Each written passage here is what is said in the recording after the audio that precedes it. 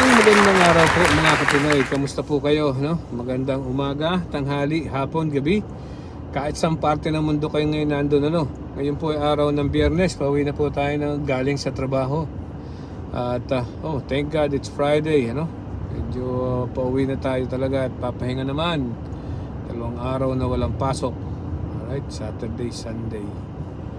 Okay, ngayon po ay 47 degrees Fahrenheit. Medyo talagang painit na ng painit, At hopefully itong mga yellow sa paligid na ibinagsak nung linggo ay matunaw na ng tuluyan, Okay, so meron ako nabalitaan o meron ako napanood nitong kahapon o kamakalwa na tungkol nakita ko si Sara Duterte na medyo lumuha habang nagsasalita, nag-i-speech.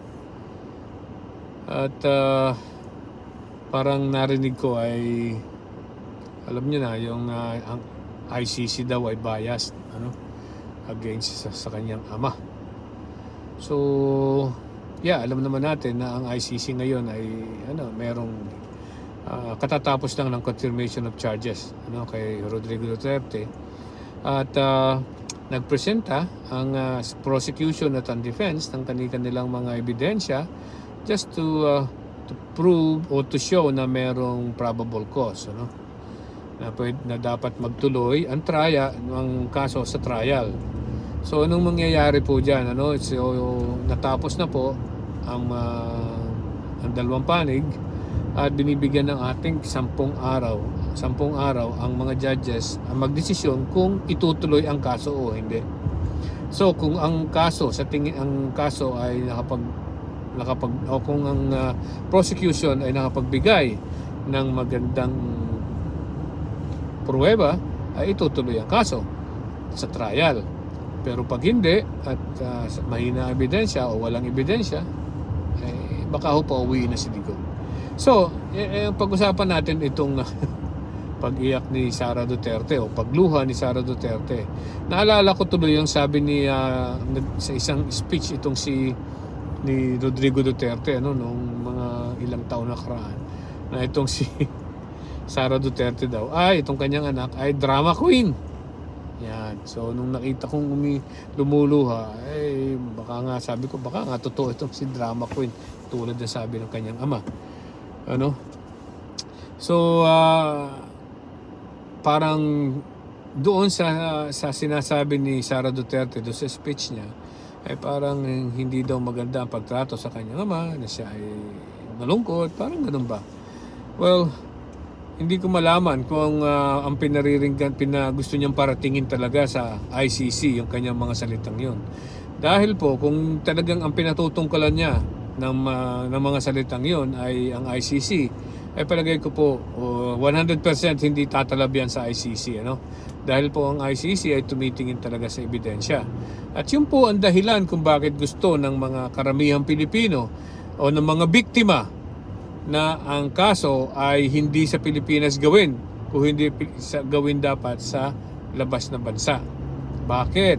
Dahil alam nila na may kapupuntahan ang kanilang hinaing, at malalabas talaga kung ano ang totoo sa mga kasong yan, at bibigyan naman si Rodrigo Duterte ng due process of law required. Kasi po itong kung sa Pilipinas, alam nyo naman, ang lakas pa rin ng impluwensya nitong ng mga Duterte sa Pilipinas at even sa Supreme Court. Ang karamihan po sa mga nag-appoint dyan ay si Rodrigo Duterte nung panahon niya, di ba? So, hindi naman sa natin minamaliit ang pero mahirap talagang makakuha ng hustisya sa Pilipinas. Lalo na ang mga magkalaban ay ang makapangyarihang tao o angkan laban sa mga maliliit na tao.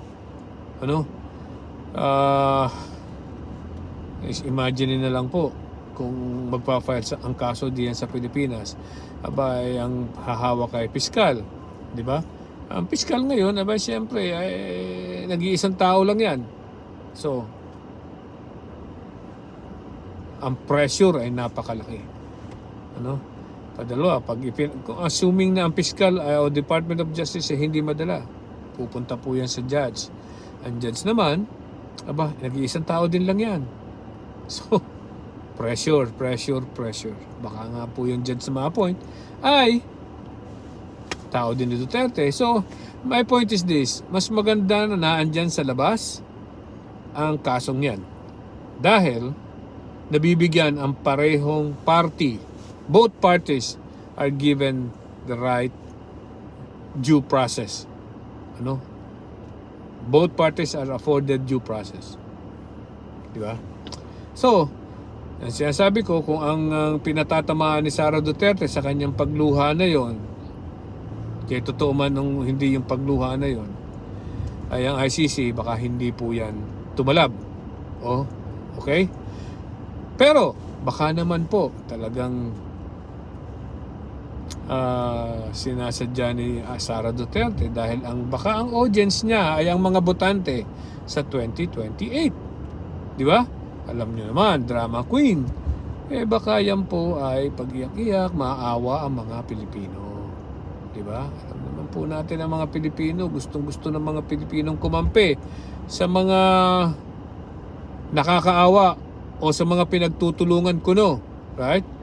Yung kay, sino ba yan?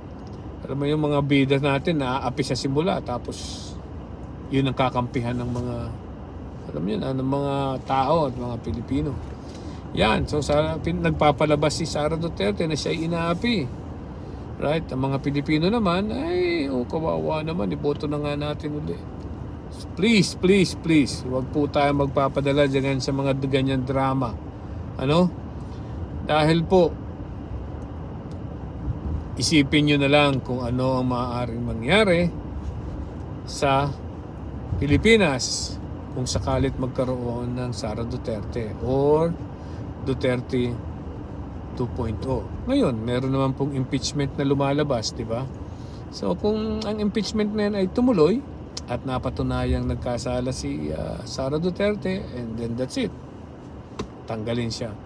Pero, kung sa tinatawag nating impeachment na yan at natuloy at na-convict siya, di ba? Or, hindi siya na-convict, baka nga naman pwede siyang maging presidente. Yun lang naman po, bigyan ng pagkakataon na maglabas ng ebidensya na itong si Sara Duterte ay walang kasalanan. That's fine, alright? Give her the due process too. Correct? Para tingin sa Senado at nang magkaalam-alaman na kung talagang siya'y iboboto pa ng mga tao o hindi. Alam niyo po, pag yan dumating sa Senado, yung impeachment na yan, lalabasan na po ang mga ebidensya ng mga ipinupuko laban sa kanya. Kung lumalabas sa ebidensya at lumabas nga, well and good, right? Talagang dapat siyang mawala sa pwesto. Pero kung sa impeachment at nakita natin na wala naman talaga palang ebidensya or walang kasalanan si Sara Duterte, well, dapat siguro na ma-dismiss ang kaso at pwede siyang tumakbo pa bilang presidente. Di ba? Yun lang naman Due process again. Due process ang kailangan. Hindi yung kikitlin mo ang pagkakataon na ilagay o iharap ang mga ebidensya laban sa akusado. Okay? So, again, huwag tayong magpapaloko sa mga drama-drama. Pag-isipan nating mabuti ang mga taong pinipili natin at inilalagay natin sa pwesto. Okay? Magandang araw po. Bye-bye!